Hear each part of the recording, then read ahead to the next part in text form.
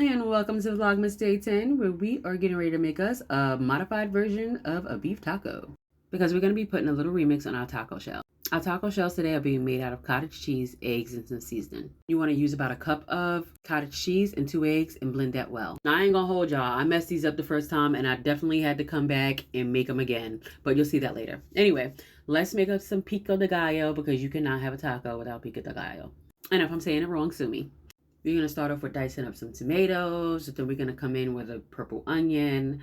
And we're going to dice that up too. And then we're going to come in with some cilantro and throw it in the chopper because I was just getting tired of cutting up stuff. And it makes it a little bit easier. Anyway, we're going to throw all that stuff in a bowl. And we're going to put a little bit of vinegar in there, some salt, some pepper. And I had a little bit of jalapenos left in the refrigerator. And I threw those in there too with some lime juice. And give that a good mix and put that in the refrigerator to stay chill.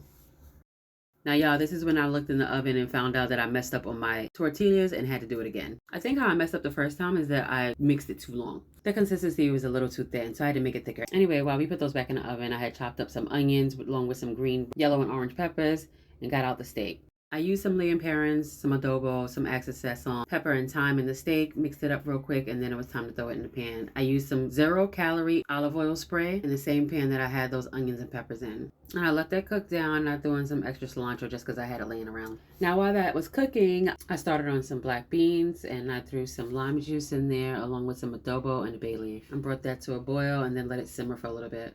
Off camera, my son and his girlfriend were hungry, so I just decided to give them regular tortillas, being that the ones I was making with the cottage cheese was still in the oven. And y'all, for somebody to get in my comments and say something, I know my hand is ashy, okay? There is a lot of cleaning while you cook going on, so I don't have time to be putting lotion on my hands, so I make sure it's picture perfect in a video. But anyway, I threw this together for them and let them try it out. And they seemed pretty satisfied, but they ain't waste no time. I couldn't even get the video in good before they started eating.